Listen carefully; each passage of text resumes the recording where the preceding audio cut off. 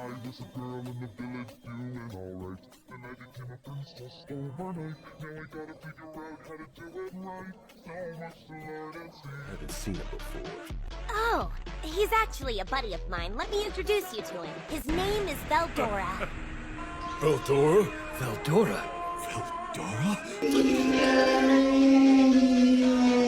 Yep, I'm the great storm dragon Veldora Tempest. じゃあ俺と友達にならないか？なんだとスライムのうんざり防御流と恐れられるこの我と友達だと嫌ならいいんだけど。バカ誰も嫌と言っておらぬだろうがどうしてもだ決定な。嫌なら絶好二度と来ない。仕方ないわお前の友達になってやるわ感謝してる素直じゃないね。じゃよろしく。 That's right. I recognize him. He's Noir, one of the 7 primordial demons. But what's even more terrifying is that somehow someone got such a powerful being to serve them. A demon lord possessing a hidden power that surpasses even the bounds of imagination.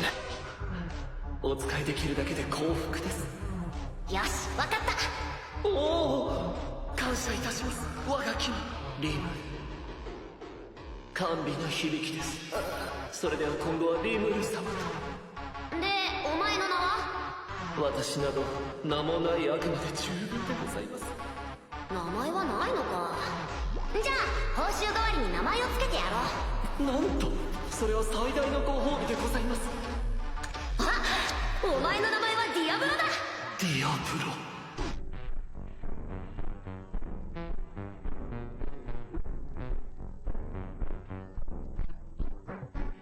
Sin pero, sin pero, sin pero, sin pero,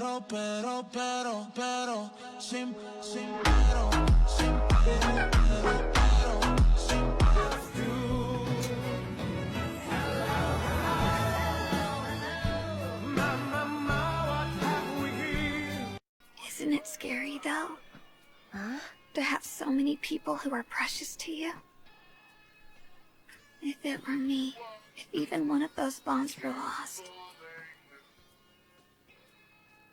I don't know. I'd be scared. The most precious things are always far too small not to lose, and far too fragile not to break. You will regret it. You'll regret building all of this. And when that time comes, you won't be yourself anymore. Known at the time as just Rudra, was born millennia ago as a prince of the Nazca kingdom with the ambition to unite the entire world. At some point, he was taken under the tutelage of Veldanava, who trained him to be a chosen hero that could rival Guy Crimson. Over the course of the many years of his training, he obtained both the unique skill Chosen One and the ultimate skill Uriel. He was also blessed by the elementals and their queen, awakening as a true hero sometime after. Before his first confrontation with Guy, Veldanava approached him and proposed that they trade ultimate skills, his Uriel for Veldanava's Michael. Rudra accepted the offer and received Michael, a skill better suited for his dream of unifying the world.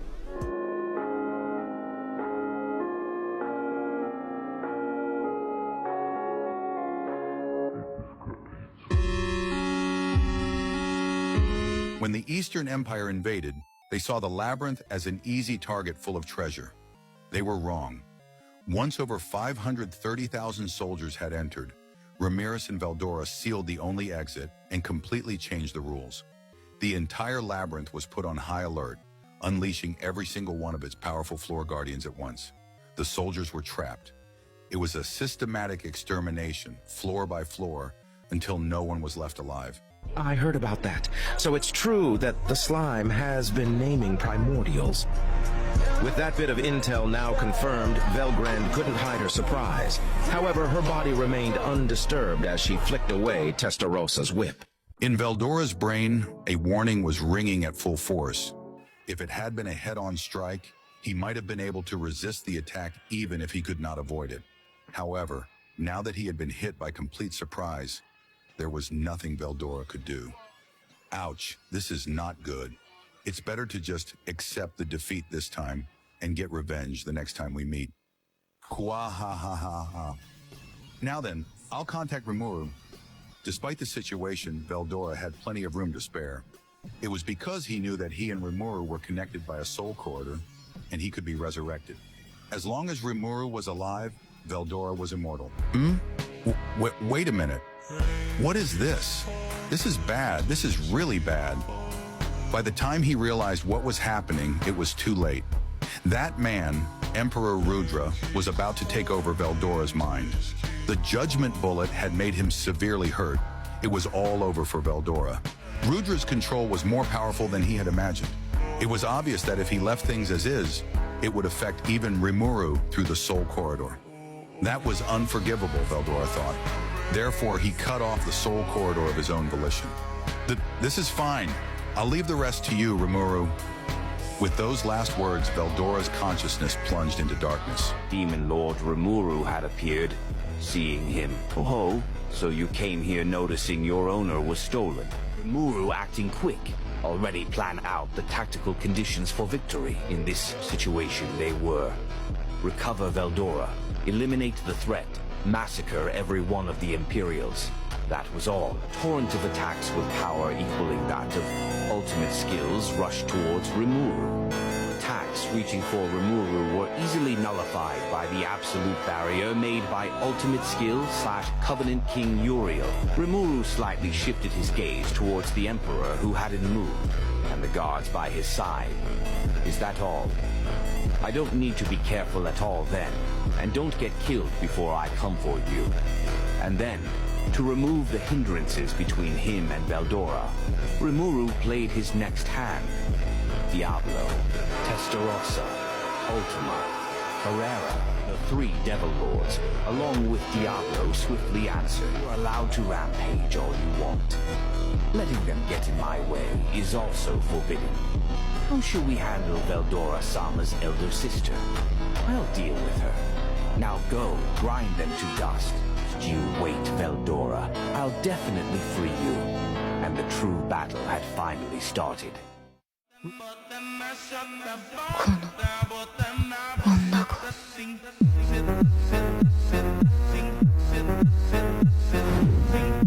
'That aura. Seems you're not gonna make this easy, are you? Have it your way. But still, what the hell is going on? Those waves of anger are awfully similar to Veldora. While still a demon lord, a mere slime is cloaked in the same hockey as us true dragons. Inconceivable. Dangerous. An overwhelmingly powerful aura comparable to that of a true dragon. If you're allowed to live, you will surely become a threat in the future. Therefore, I'll destroy you here and now. Veldora destroyed Demon Lord Rimuru. Grind wasted no time to attack Rimuru with her burning breath, as Rimuru commanded.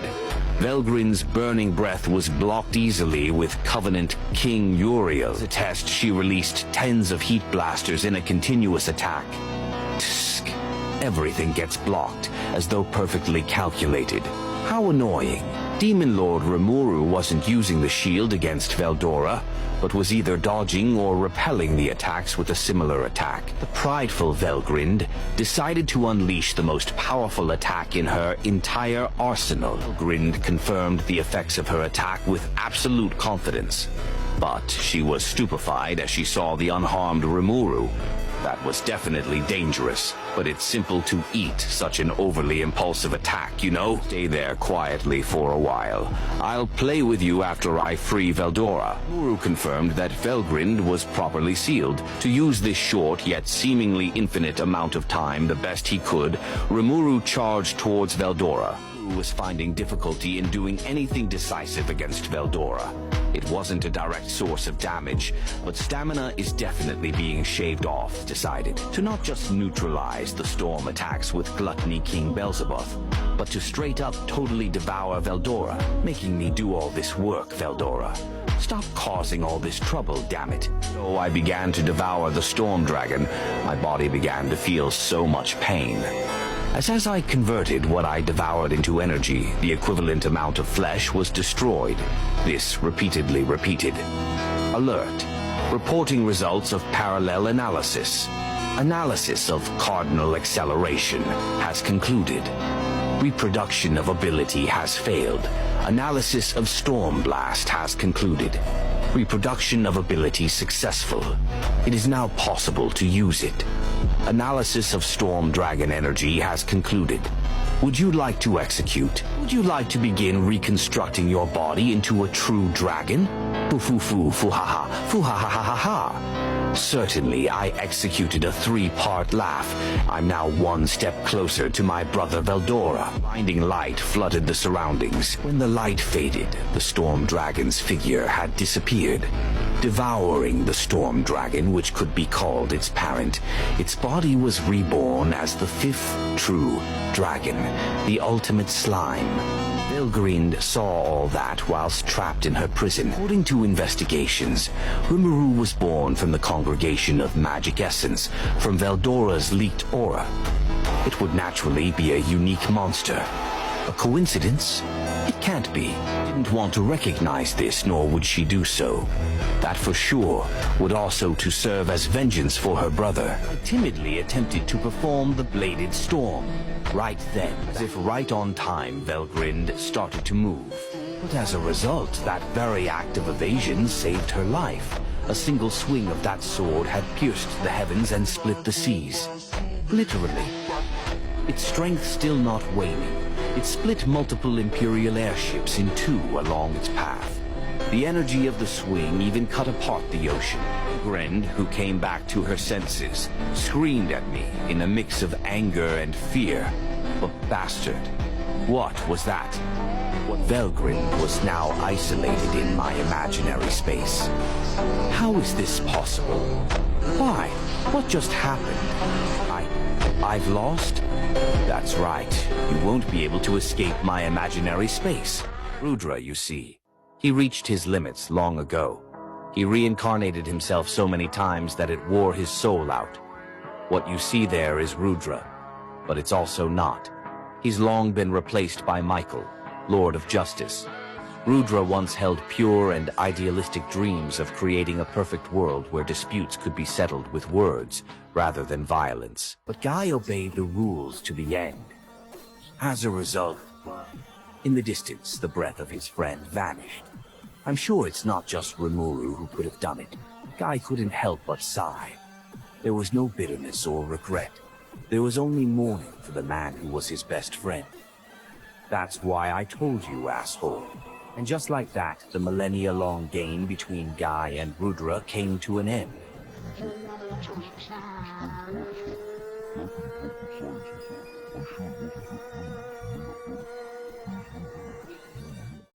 That aberration of a slime. An ally of my foolish brother, Demon Lord Rimuru. He had freely altered an ultimate skill, giving me my freedom and greatly improving my abilities to an even higher level.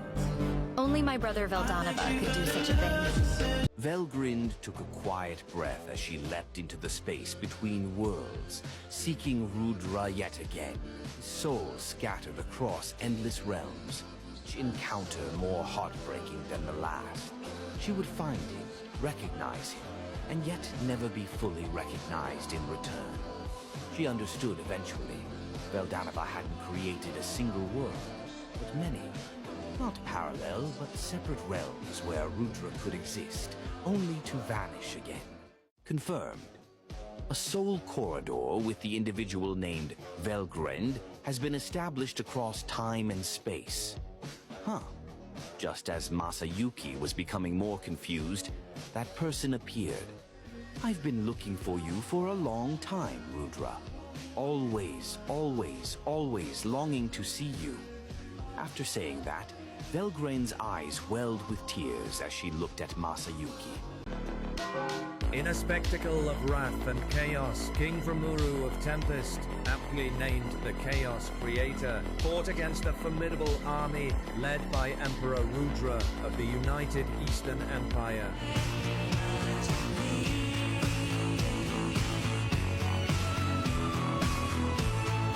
In the original timeline, Rimuru managed to arrive in time to prevent the Tempest massacre, ensuring the safety of his people and avoiding the need to awaken as a true demon lord. Much of the events prior to this remained unchanged. He still taught and saved the children, guiding them toward a brighter future. However, in the current timeline, Chloe's interference caused a critical delay, leading to the catastrophic Tempest massacre and pushing Rimuru down the path of despair, ultimately resulting in his Demon Lord awakening.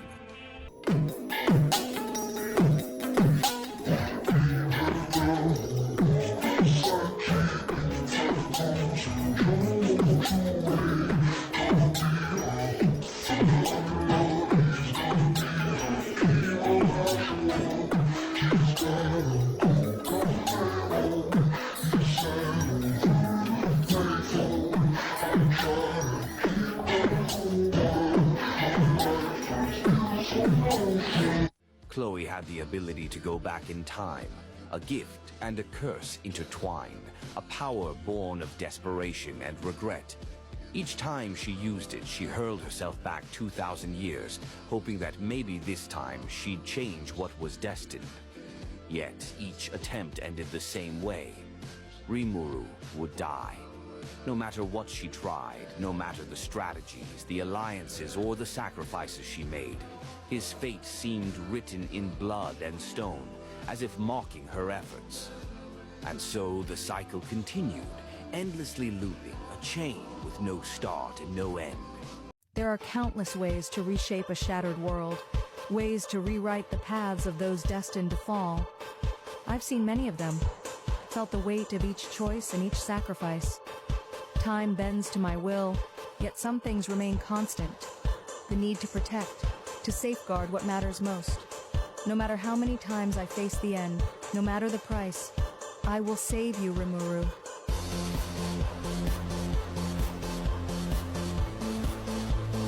Besides, if you take things too far, you'll be attacked by the angels. Huh? Angels?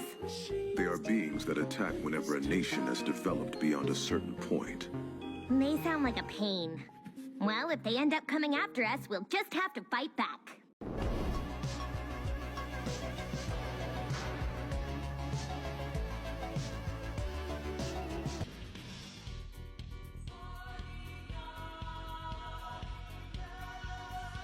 He hated all demi-humans, that is to say, all of humanity. So he wanted to destroy them. The people who took Veldanava from us don't deserve to live.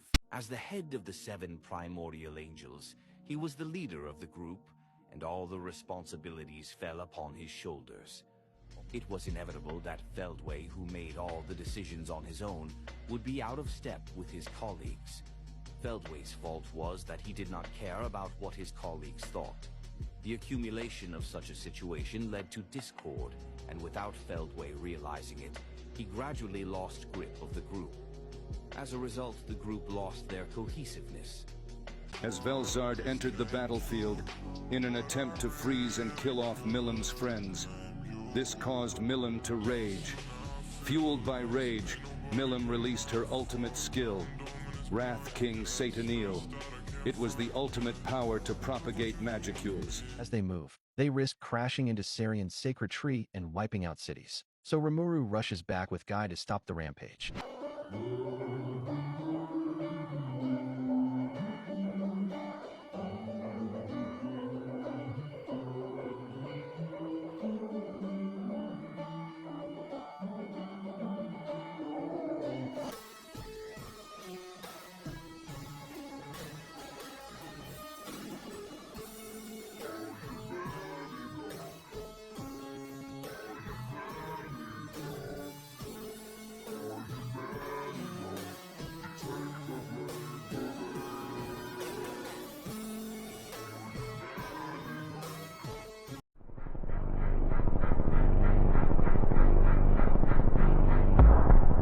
Feldway set a trap for Rimuru when he was about to save Milim, using the technique chronosaltation to transport Rimuru to the end of time and space, where the life of the stars had long expired and the world had reached a point of emptiness. Feldway's intention was to avoid a head-to-head fight with Rimuru, who had become a transcendent being capable of rivaling or possibly surpassing him.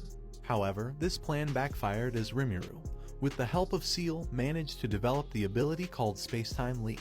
This ability allows him to control and transcend time and space, enabling him to reach any place he desires. Thanks to the connection of many people to his soul corridor, Rimuru was able to use the space-time coordinates to return from the desolate place and continue his fight against Feldway. When the manas of justice descended, the world itself held its breath. Michael, the embodiment of angelic authority, standing against that absolute system, Rimuru Tempest. For the first time, the so-called administrator of justice faced something he could not fully govern. Michael realized that his body was disintegrating. He was the first being to bear witness to the strongest ultimate skill, Void God Azathoth. And before he had time to face that inescapable reality. So then, do you have any last words? Rimuru asked him.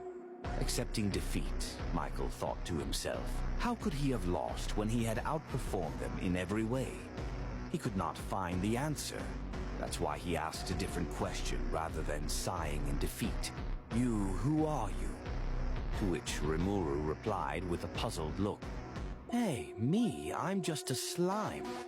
Feldway could not understand it at all, but he felt a little better knowing that Michael's death was not in pain and that his life had meaning. However, he could not help but feel jealous of Michael.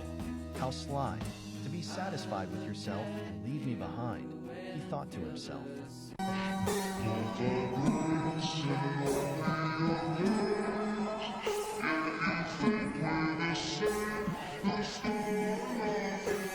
Rimuru teleported to the old Urazania battlefield, only to find out that the situation was in total collapse.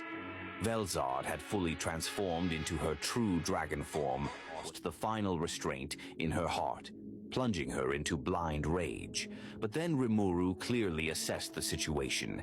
Acting decisively, he expanded his dragon spirit Haki to the entire battlefield and turning it into void collapse. This completely nullified every single attack from Velzard, shocking even Guy and Testarossa. And this was only possible thanks to Rimuru's vastly expanded energy reserves and Ciel's absolute analytical control. The perfect definition of yin and yang. Feldway was confused. Something incredible had just happened right in front of his eyes. For tens of thousands of years, nothing had ever gone wrong with his plans. But lately, everything had been falling apart. That is why this time he made a plan for the perfect situation. And yet, here they were. The Star Vault, long sealed beneath the Heavenly Star Palace, finally awakens under Feldway's command. As the celestial locks snap open, the entire palace shakes as though the heavens themselves are being rewritten.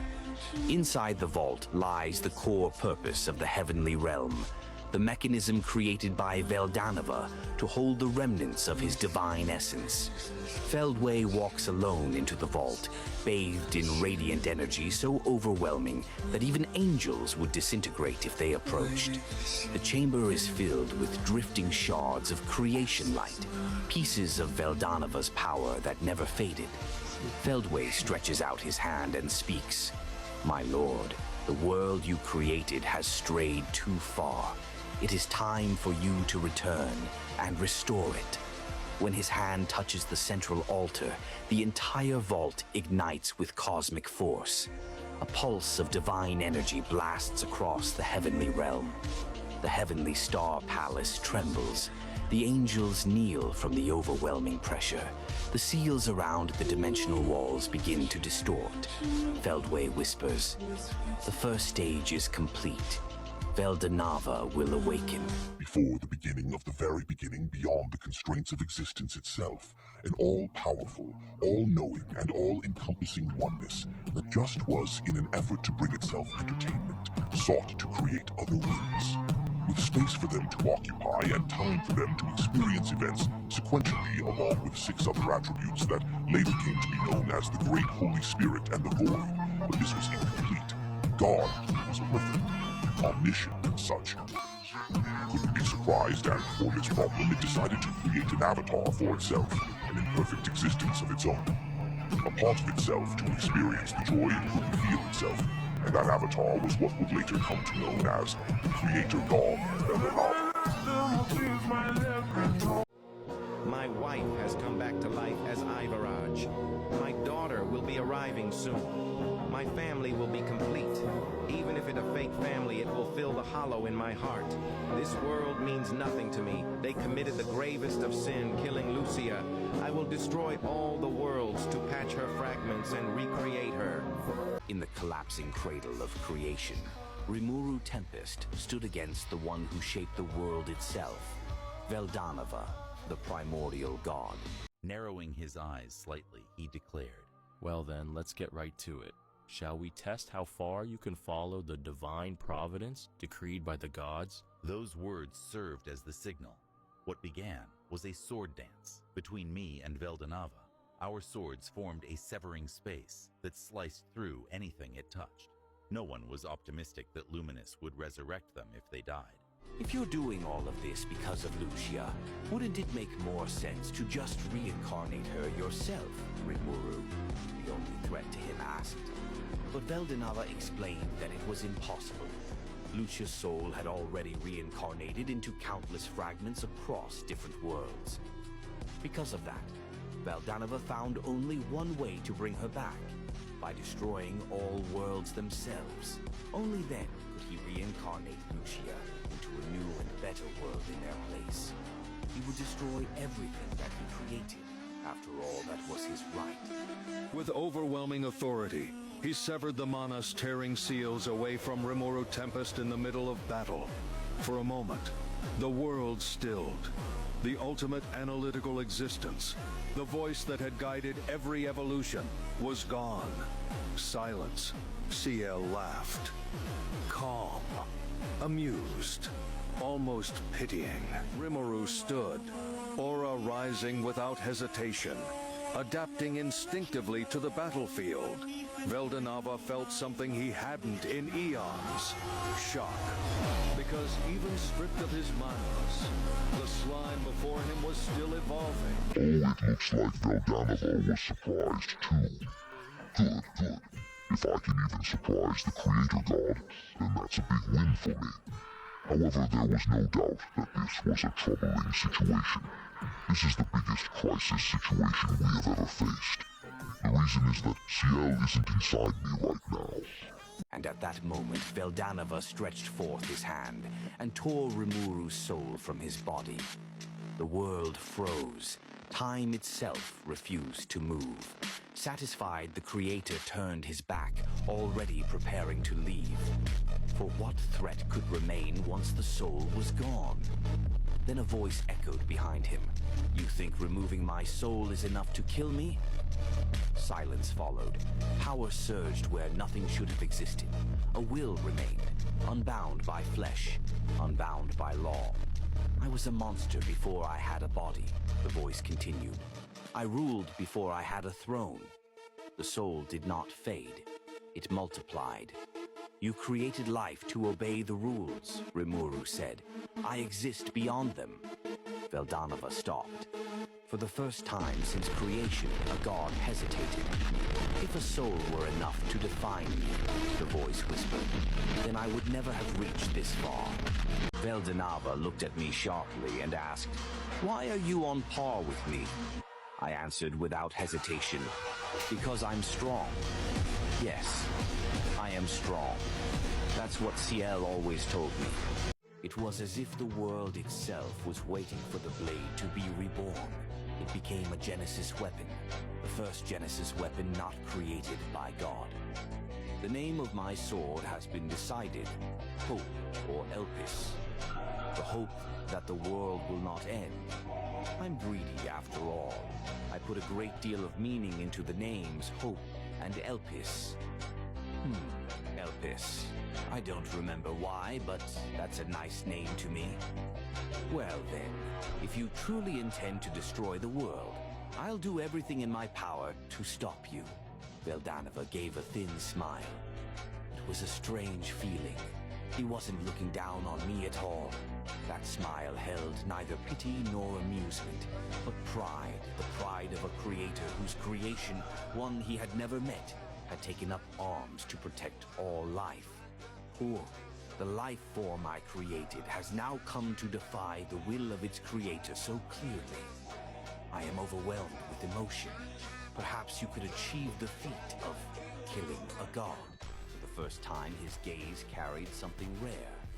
Recognition. Thought did not anger Veldanava. It pleased him, because gods were never meant to rule forever, and a world that could not surpass its creator was a world doomed to stagnation. As Rimuru stood there, weapon in hand, Veldanava's smile deepened. Elpis. It's a name I've only recently heard. A cheeky slime stood in front of me. The name is... Veldanava suddenly remembered something. A conversation I once had with Lucia. What should we name this baby? When asked this question, Veldanava answered with a happy feeling. That's right. Wouldn't Milim be good? Wait a minute. Why had I forgotten? That was before Milim was born. Veldanava had certainly spoken another name. Now that I remember that, I'm convinced that it was all inevitable. I see, surpassing his parents had been achieved. In the quiet stillness before the world had shaped, Veldanava, the Star-King Dragon, gazed upon the fragile life cradled in his arms. A soul born not from flesh, but from pure possibility. A tiny spark that shimmered brighter than any star he had ever woven into existence. In that moment, even the creator of worlds felt something he had never known. Hope. He lifted the newborn, letting the radiance of creation wash gently across the small, formless body. You will be the light that guides the ages, he whispered, a rare warmth softening the voice of a god. And with that conviction he bestowed a name meant to carry destiny, rebirth, and endless potential. Elpis, the embodiment of hope itself. Long before he would rise as Rimuru Tempest, before nations and legends, he was simply Elpis. So the child of the creator was scattered, reborn far from divine eyes, hidden within fate's blind spot. With a human's death, a slime is born. The world shakes.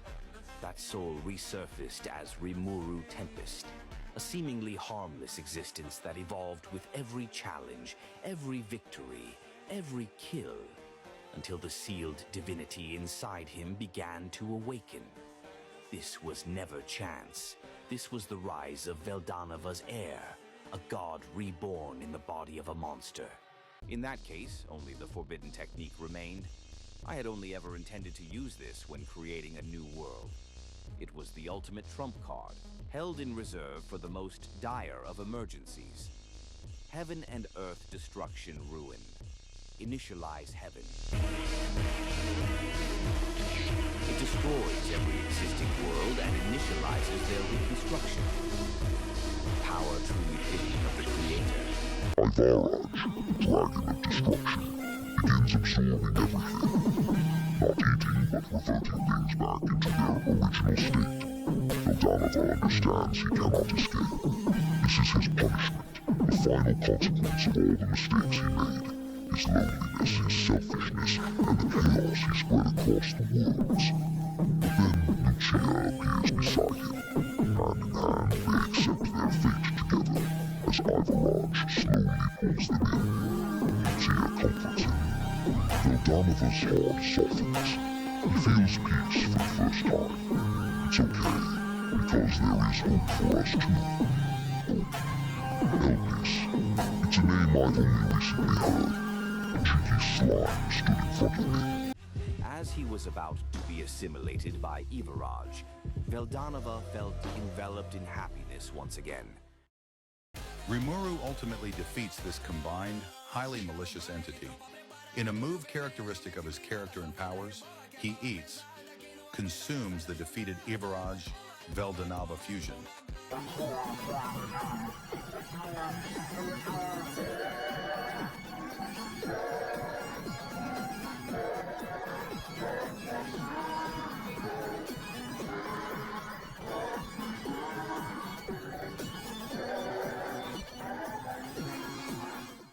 After Rimuru defeated Ivaraj, also known as Ivaraj, Guy Crimson declared his ascension.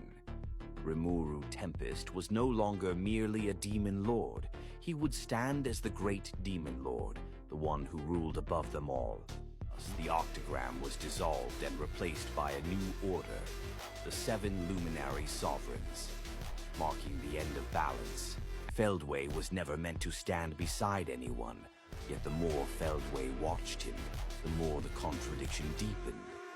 Rimuru wielded overwhelming power, and yet chose restraint. A villain who once sought to shape the world through obedience found himself drawn to someone who changed it through will. And without realizing it, Feldway stopped trying to correct Rimuru Tempest and began to follow him. I want to create a world that's comfortable to live in, one that I can enjoy being a part of. A prosperous world where as many people as possible can always be smiling. And you believe you can create a world like that? Can you really bring such a thing to fruition? That's what it means to have power. Ideals without power are just a joke, and power without ideals is empty.